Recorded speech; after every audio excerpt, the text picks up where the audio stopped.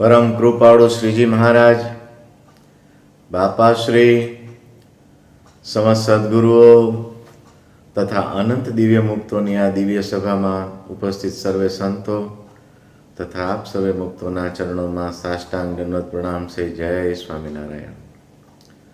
આજે તારીખ 11 ફેબ્રુઆરી 2024, મહાસુદ અને બીજ, રવિવારની આજની આપણી આ સત્સંગ સભા. આ અઠવાડિયાના જો અગત્યના દિવસોને યાદ કરીએ તો વસંત પંચમી આવે છે 14 તારીખના, એટલે શિક્ષાપત્રી પ્રાગટ્ય દિન. સાથે સાથે બ્રહ્માનંદ સ્વામી અને નિષ્કુળાનંદ સ્વામીનો પણ એ દિવસે પ્રાગટ્ય દિન. 16 તારીખના મામાશ્રીનો પ્રાગટ્ય દિન અને 18 તારીખના ગોપાળાનંદ સ્વામીનો પ્રાગટ્ય દિન. નંદ સંતોના પ્રાગટ્ય દિન આપણે તિથિ પ્રમાણે આવ્યા છે, પણ આ અઠવાડિયે બધા છે. મામાશ્રીનો પ્રાગટ્ય દિન આપણે તારીખ પ્રમાણે ગણીએ છીએ, તો એ 16 ફેબ્રુઆરી છે.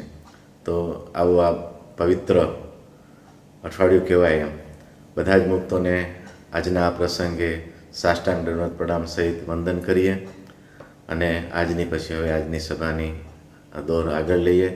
તો એમાં આજે આપણે વિદ્યાનગરથી શ્રી પ્રશાંતભાઈને આપણે સાંભળીશું.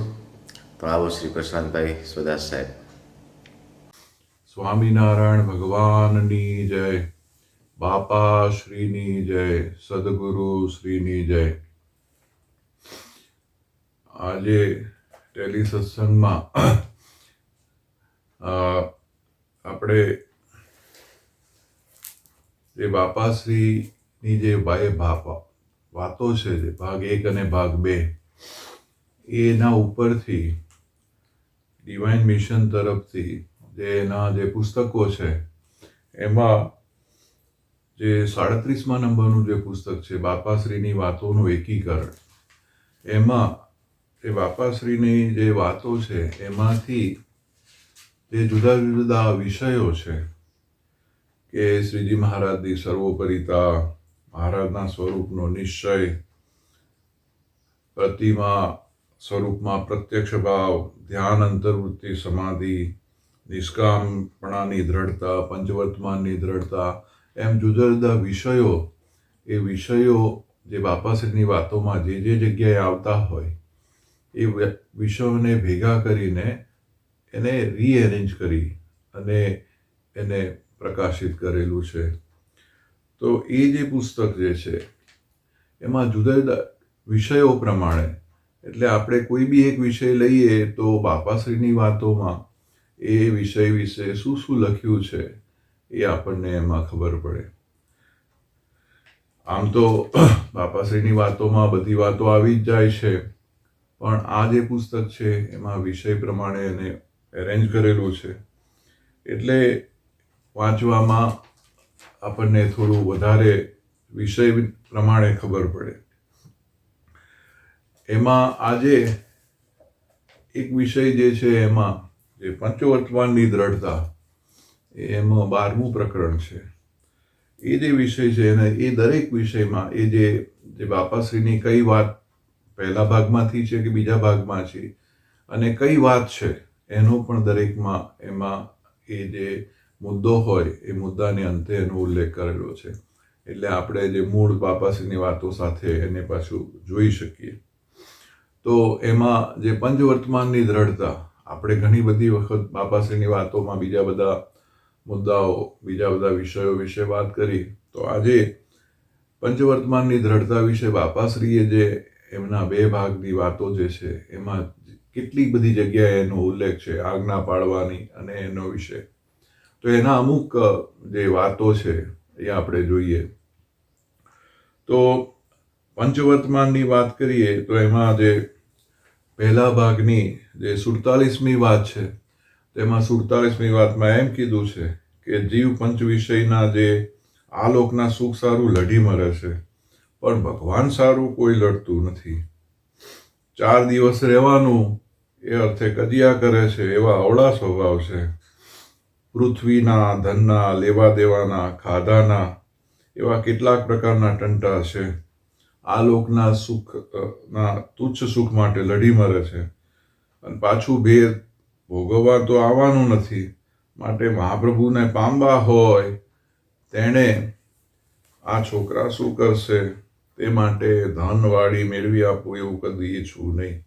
અને જીવથી તો કાંઈ બની શકે તેમ નથી. મેળવી આપવું એમ જે જાણે તે સત્સંગી હોય તો પણ તે અજ્ઞાની છે, એમ બાપાશ્રી કહે છે. એટલે આમાં બાપાશ્રીનું જે સિદ્ધાંત છે કે મહારાજની મૂર્તિ વિશેની સિવાયની જે વાતો છે એના માટે કરીને જે અતિશય જે પ્રયત્ન કરી અને જે વ્યર્થ સમય બગાડે છે.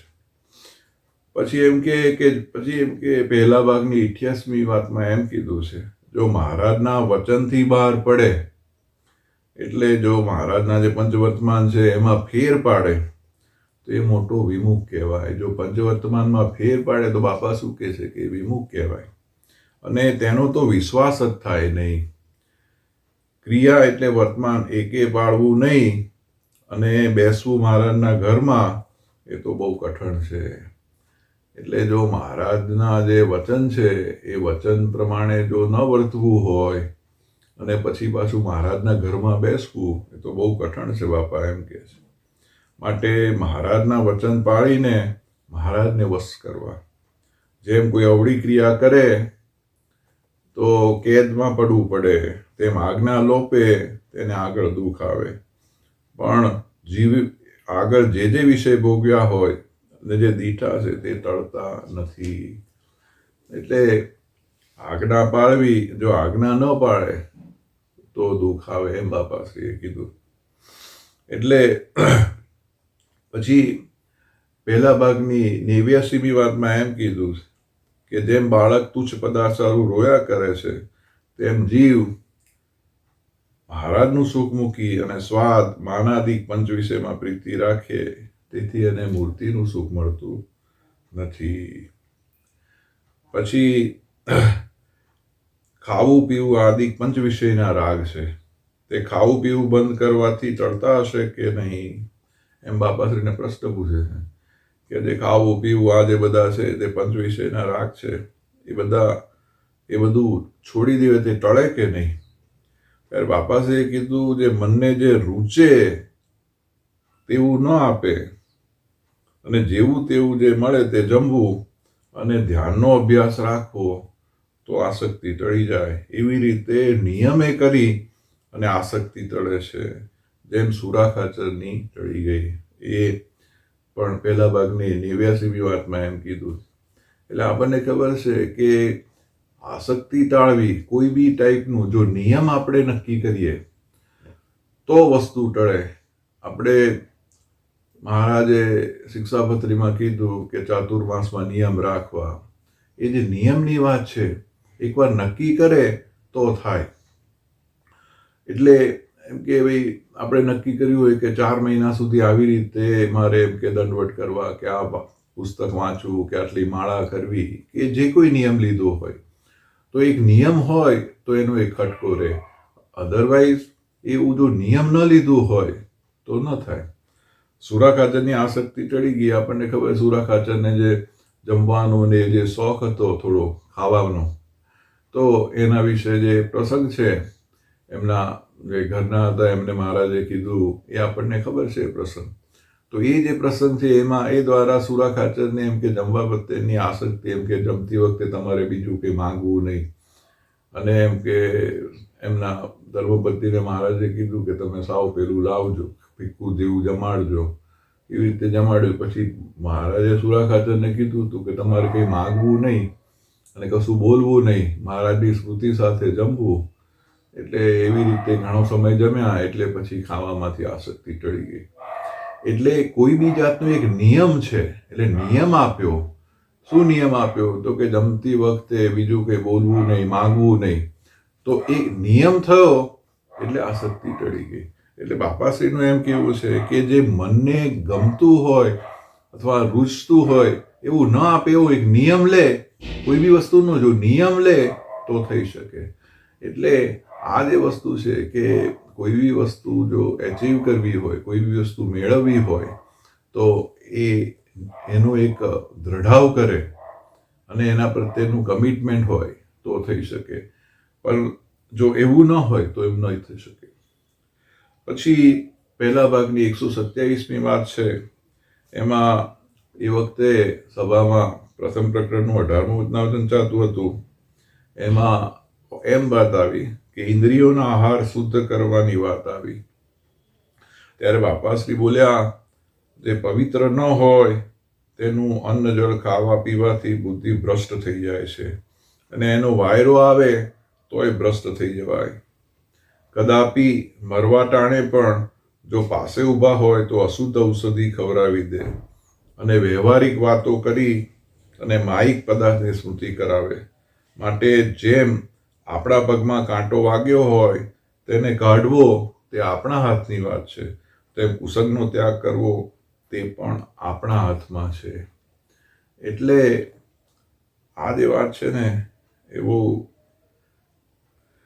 પેલી છે કે એમાં એમ કે ઇન્દ્રિયોના આહાર શુદ્ધ રાખવા, ઇન્દ્રિયોના આહાર શુદ્ધ રાખવા, પંચવર્તમાનમાં ફેર પડવા દેવો નહીં, અને જેને એવા પંચવર્તમાનમાં ફેર હોય એના ભેળા રહેવું નહીં, એનો સમાગમ ન કરવો, એની જોડે ન રહેવું. એવું કરવાથી, અને એ ગમે તેવા હોય, ગમે તેવો હોય, ચમત્કાર બતાવતો હોય, મોટો હોય, ગમે તે હોય, પણ એમાં જો તણાવવું નહીં. અને એક તાન શેનું રાખવું, બાપાશ્રીની બીજી એના પછીની જે વાત છે એમાં બાપાશ્રી એમ કહે છે કે તાન એક મૂર્તિનું રાખવું.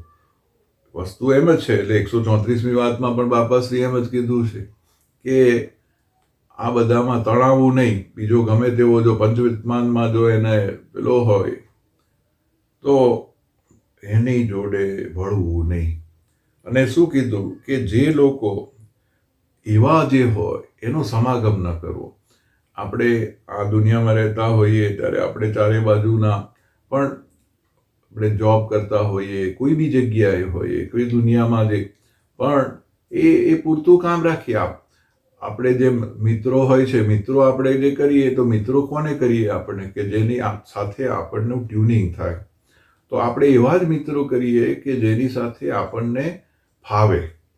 તો આપણે કોની જોડે ફાવે તો કે જેને મહારાજના જે નિયમો જે છે એ પાળતો હોય અને એ રીતે વર્તતો હોય નિયમમાં, એની જોડે જ બાપા કે એની જોડે જ રહેવું. નહીંતર જો એવો પવિત્રપણે ન રહેતો હોય, બાપાશ્રી એમ કે છે કે એવો જો પવિત્રપણે ન રહેતો હોય તો એની ભેળો રહે તો એની બુદ્ધિ તો ભ્રષ્ટ થઈ ગઈ હોય, પણ એની ભેળા રહીને આપણને પણ એવો કરે.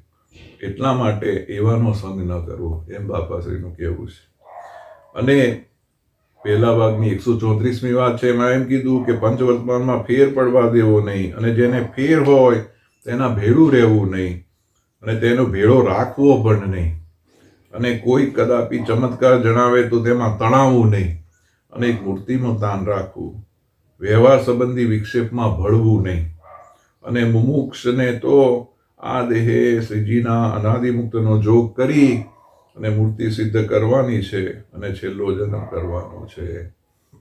એટલે જે મુમુક્ષ હોય એને તો એક જ વસ્તુનું તાન હોય કે આ મારો જે જન્મ છે એ છેલ્લો જન્મ છે, અને અનાદિમુક્તનો આપણે બધા ને એવો અદ્ભુત લાભ મળી ગયો છે કે એવા મુક્તનો આપણને જોગ થયો, એવા મોટા મુક્ત મળ્યા અને આપણને એના આશીર્વાદ એટલે આવ્યા. તો એ જે વસ્તુ કરવાની છે એનો જ હંમેશા, અને કહેવાય ને કે એમાં ને એમાં હંમેશા એ વાતનું મુખ્યપણું જીવનના દરેકે દરેક ક્ષણે, દરેકે દરેક પળે એ વસ્તુની મુખ્યપણું રાખવું. પછી બીજી ઘણી બધી વાતો છે. એમાં એ જે આખું જે ચેપ્ટર છે, જે 12મા નંબરનું ચેપ્ટર, એમાં બીજી ઘણી બધી વાતો છે. એમાં પછી પહેલા ભાગની 153મી વાત છે. એમાં એમ કીધું કે આજ્ઞારૂપી લીટો લોપે તેનું રૂડું ન થાય, એમ બાપા કહે છે. આજ્ઞા આત્મસત્તા રૂપનું કામ કરે છે. ઇન્દ્રિયોના ગણ જીવને ક્યાંય લઈ જઈને ફગાવી દે.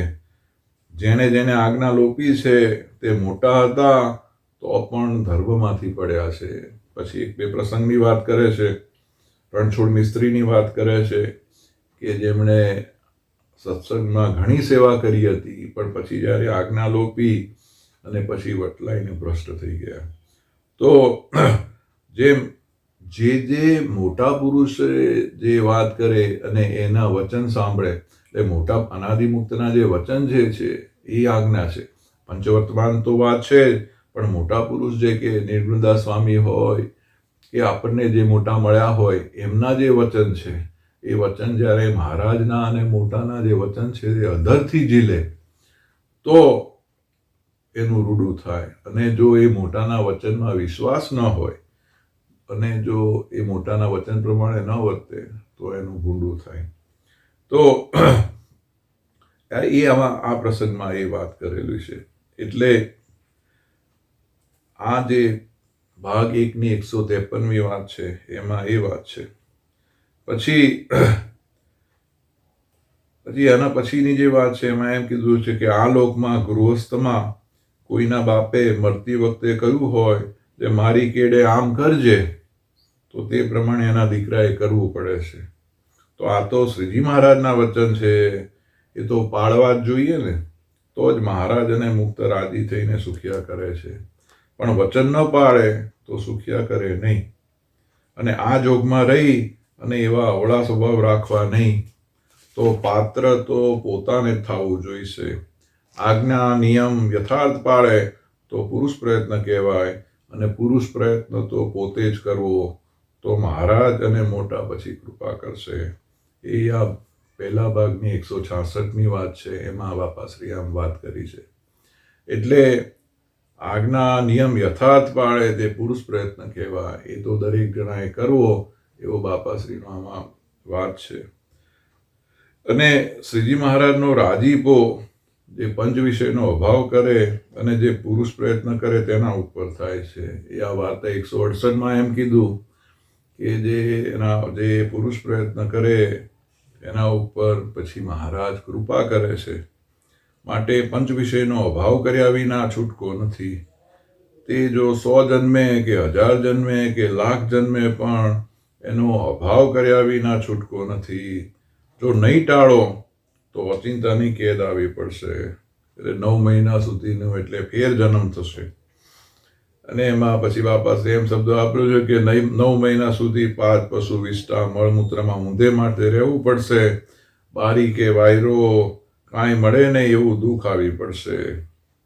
એટલે કે પછી બાપાશ્રી એમ કીધું, આજ ભગવા લુગડા મૂકીને ધોળા પહેરવા પડે તો આબરૂવાળી આવે, અને મરીને જન્મ ધરવો પડે એમાં આબરૂવાળી ન આવે. એ સમજણ કેવી ઊંધી કહેવાય. માટે મોટાનો જોગ કરીને આજ્ઞા ન પાળે અને માયાના કાર્યમાં લેવાય તો મોટાને ખતરાવ્યા કહેવાય.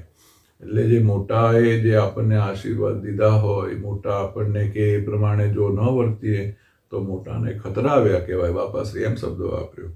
તો એટલે આજે જે આપણે વાત કરીએ છીએ, આપણે હંમેશા મહારાજની બાપાની કૃપા થઈ ગઈ છે, પણ બાપાશ્રીની વાતોમાં જે પંચવર્તમાન પાળવાની જે દ્રઢતાની જે વાતો જે છે એની વિશેની આજે આપણે વાત કરી રહ્યા છીએ. તો એ જે બધી વાતો એમાં ભેગી કરીને આમાં જે રજૂ કરી છે.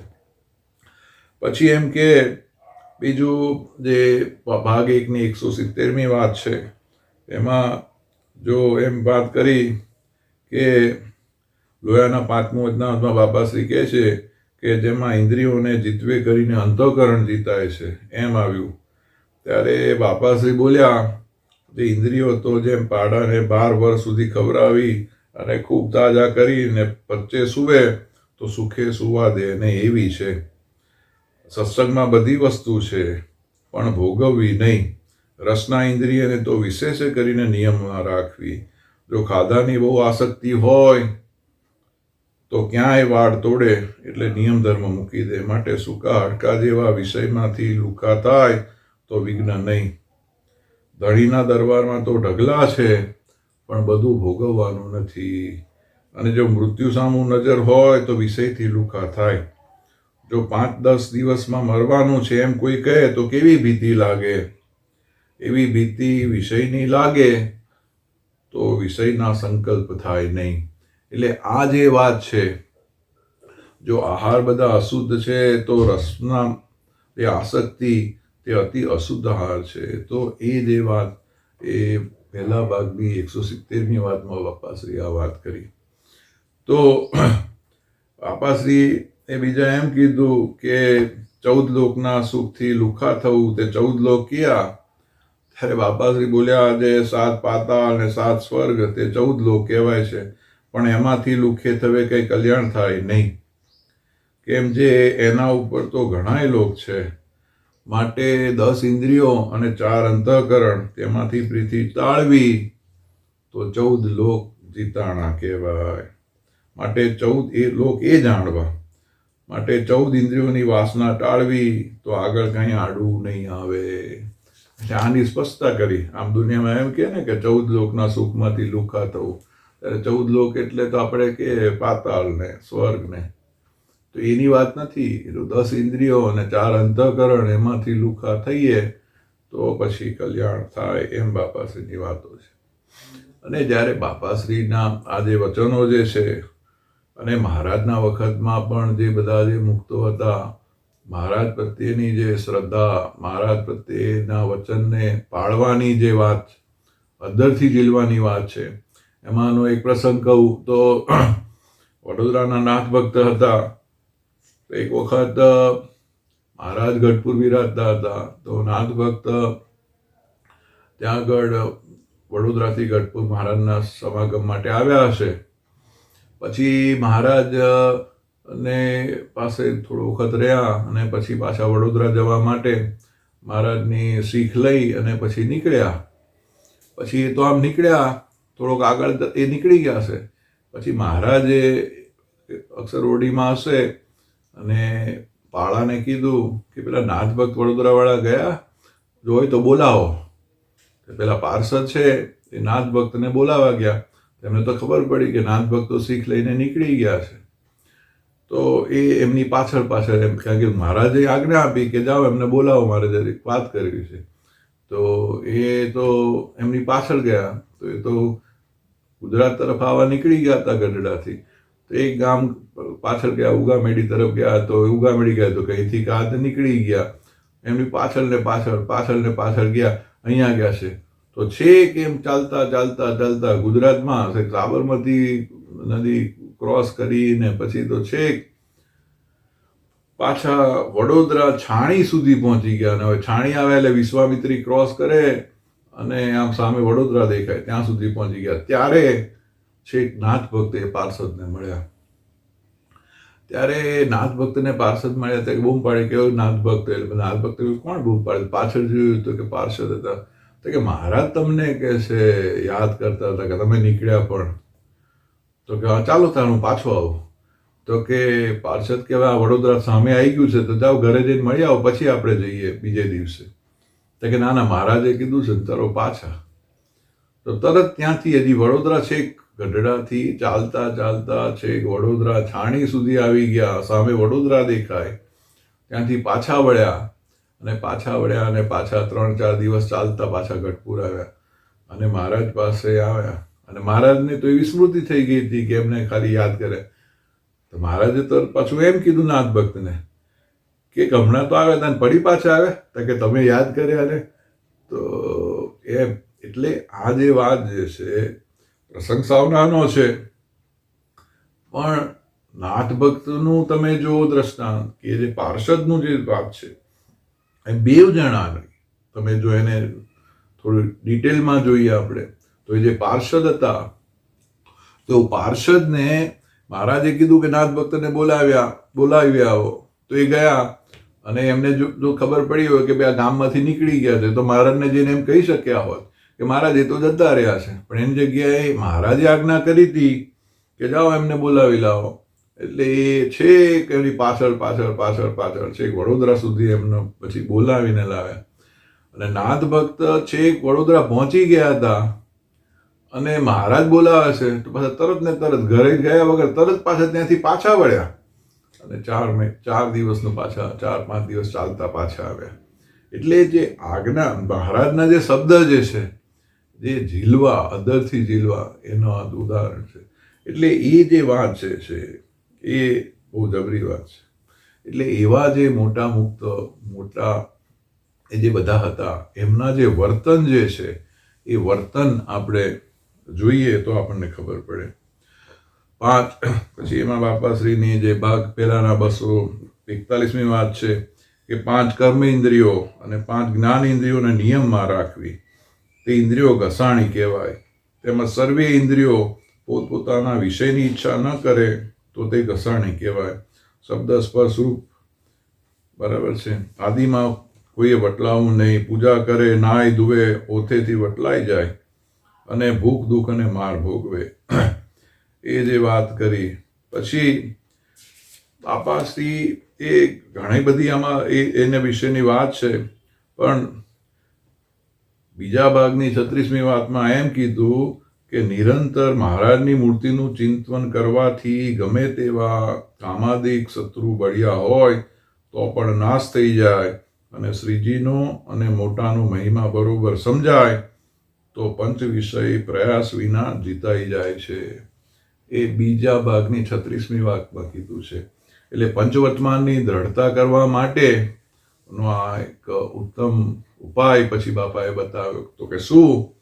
તો કે મહારાજની મૂર્તિનું જો નિરંતર ચિંતન થાય તો આ કામાદિક શત્રુ હોય, બીજા જે બધા જે વિષયો છે, પંચ વિષય જે છે એ પ્રયાસ વિના જીતાઈ જાય છે. એટલે અંતે શું વાત છે કે મહારાજની મૂર્તિનું અખંડ અનુસંધાન રાખે અને એનો પ્રયત્ન કરે અને જો મોટા પુરુષને રાજી કરે તો આ વસ્તુ જેમ છે એમ જીતાઈ જાય. અસ્તુ. જય સ્વામિનારાયણ. ખૂબ ખૂબ ધન્યવાદ શ્રી પ્રશાંતભાઈ. બાપાશ્રીની વાતોનું એકીકરણ પુસ્તકમાંથી પંચવર્તમાનની વાત વિસ્તારપૂર્વક કરી અને નિયમનો બહુ મોટો રોલ છે. જો નિયમ હોય તો જ પંચવર્તમાન બીજા ધર્મનું પાલન થાય. ખૂબ સરસ વાત કરી. શ્રીજી મહારાજે શિક્ષાપત્રીમાં જે બધા નિયમ આપ્યા છે એ વાત કરી. અને આમ જોવા જાઓ તો શિક્ષાપત્રી તો ભલે 1882માં લખાઈ, પણ મહારાજ તો જેવા સત્સંગમાં ધૂરા સંભાળી, આમ તો ધૂરા પહેલાં પણ એવી મહારાજે પત્રો દ્વારા ઉપદેશ કરતા, એમાં પણ ખૂબ ઉપદેશ લખ્યા છે. અને એનું બધે સંકલન કરીને બધી શિક્ષાપત્રીમાં તો છે જ બધું, પણ એ ઉપદેશોમાં પણ શ્રીજી મહારાજે ખૂબ સરસ વાતો કરી છે. ખાધા પીધાની વાત કરી, જે સંયમ રાખવો, એમાં એક વાત મને યાદ આવે, પત્રો દ્વારા ઉપદેશમાં છે મહારાજે કીધું કે તનની ભૂખે ખાવું પણ મનની ભૂખે ન ખાવું. આટલો સંયમ જો આવી જાય ને તો બહુ મોટું કામ થઈ જાય. તો આવા સરસ મજાના ઉપદેશ. અને બીજો વચનમાં રહેવું એ પણ એક મોટી આજ્ઞા છે. તો એનું એક જે દ્રષ્ટાંત આપ્યું પાર્ષદ અને નાથભક્તનું, ખૂબ સરસ. તો આ જે બધા સંભાળના છે, તો આ બધાનું આપણે શું કામ પાન કરીએ છીએ? તો આપણા જીવનમાં કંઈક કચાશ હોય, કંઈક ખામી રહી જતી હોય, તો આવા બધા પ્રસંગો દ્વારા આ બધી વાર્તાઓ સાંભળીએ, મહારાજના પ્રસંગો સાંભળીએ, એનાથી યાદ તાજી રહે અને આપણે ક્યાંય ખોટે રસ્તે ચડી ન જઈએ. આ બધા હેતુઓ છે. આપણો સત્સંગનો જે આખો માહોલ છે, શ્રીજી મહારાજે આખી પ્રણાલિકા બાંધી છે, એનો હેતુ પણ આવો છે. અને વૃંદાવન સ્વામીએ કીધું કે શ્રીજી મહારાજે આ જે રીત બાંધી છે એનો અંતિમ હેતુ તો એ છે કે બધાએ મૂર્તિમાં જોડાય. તો આજની આવી આ સરસ મજાની સભા, ખૂબ સરસ વાતો. હવે આપણે મુનિસ્વામીના આશીર્વચન લેશું, ત્યારબાદ 2 મિનિટની ધૂન કરી આજની આ સભાની પૂર્ણાહુતિ કરીશું. સહજાન સ્વામી મહારાજની જય, બાપા શ્રીની જય, સદગુરુ શ્રીની જય, સ્વામિનારાયણ ભગવાનની જય.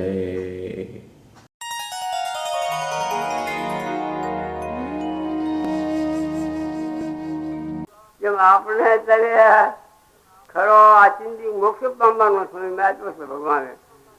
સ્વામિનારાયણ ભગવાન ઓળખાણા, આવો મહારાજના શ્રીનું જ્ઞાન ધ્યાન થયું, એટલે ભગવાનની વર્તી રાખી ભગવાનનું ધ્યાન ભજન કરીએ તો છે અક્ષર ભાવની પ્રાપ્તિ મહારાજ કરાવે છે.